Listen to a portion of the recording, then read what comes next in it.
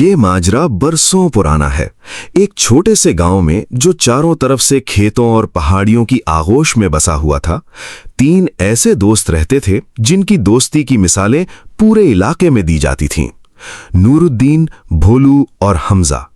लोग कहा करते थे कि अगर गांव में कहीं नूरुद्दीन नजर आ जाए तो थोड़ी दूर पर भोलू और हमजा भी जरूर मिलेंगे, क्योंकि ये तीनों यार तकरीबन हर वक्त इकट्ठे रहते थे। जिंदगियां अलग थीं, काम अलग थे, मगर दोस्ती का धागा एक ही था, मजबूत, अटूट और बेदाग। गांव में जब भी कोई मेला लगता, तीनों साथ जाते। किसी के घर खुशी होती तो तीनों मिलकर काम करते। मगर इन्हें जरा भी अंदाजा ना था कि एक दिन ऐसा वाकया होने वाला है जो इनकी दोस्ती का सबसे बड़ा इम्तिहान होगा। वक्त का पहिया आहिस्ता आहिस्ता घूमता रहा। बचपन की मस्ती कब जवानी में बदल गई, तीनों को पता ही ना चला। अब जिम्मेदारियां बढ़ने लगी थीं। घर चलाने के लिए कमाई जरूरी थी। गांव छोटा था, काम कम था और खेत भी इतने नहीं थे कि आसानी से गुजारा हो सके। बस उसी रात उन्होंने फैसला कर लिया। चंद दिन बाद वो अपने गांव से रवाना हो गए और कई घंटों के सफर के बाद चौधरीपुर पहुंच गए। शहर की रौनक देखकर वो हैरान रह गए, मगर असल चैलेंज अब शुरू हुआ, काम तलाश करने का। नूरुद्दीन को एक ताजिर के यहां मुलाजमत मिल गई। अपनी ईमानदारी से उसने जल्द ही मालिक का दिल जीत लिया। भोलू को एक सराय में काम मिल गया, जहां वो मुसाफिरों की खिदमत करता और अपनी खुश मिजाजी से सबका दिल जीत लेता। हमजा को एक जमींदार के खेतों में काम मिला, जहां वो मेहनत से काम करता और जल्द ही बड़ी जिम्मेदारियां संभालने लगा। अगरचे तीनों एक ही शहर में थे, मगर काम की वजह से कम मिलते थे। 1 साल यूं ही गुजर गया। फिर एक दिन उन्होंने फैसला किया कि अब वापस गांव जाना चाहिए।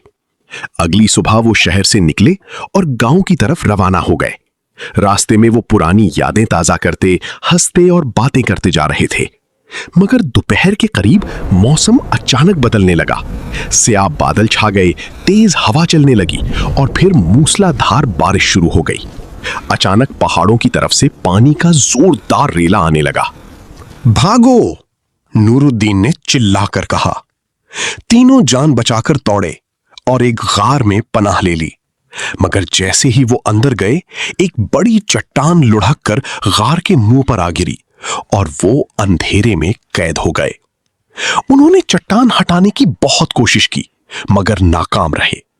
इसी दौरान एक पुरस्रार आवाज गूंजी, अगर तुम यहां से निकलना चाहते हो तो अपनी जिंदगी की कोई सच्ची नेकी बयान करो, वो नेकी जो तुमने सिर्फ अल्लाह के लिए की हो।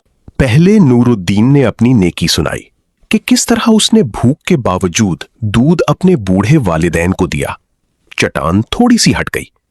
फिर भोलू ने बताया कि उसने अपनी नौकरी के खतरे के बावजूद एक भूखे बूढ़े और बच्चे को खाना दिया। चट्टान मजीद सरक गई।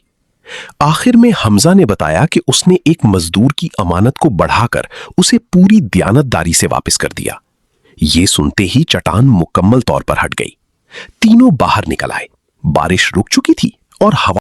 नूरुद्दीन ने कहा, सच्ची नेकी कभी जाया नहीं जाती। भोलू ने दुआ की, अल्हम्दुलिल्लाह, अल्लाह ने हमारी लाज रख ली। हमजा ने भी शुक्र अदा किया। उस दिन के बाद तीनों ने अहद किया कि वो हमेशा नेकी करेंगे, क्योंकि उन्होंने सीख लिया था कि मुश्किल वक्त में इंसान के काम सिर्फ वही नेकियां आती हैं जो उसने खालिस दिल से, बगैर किसी लालच के, सिर्फ अल्लाह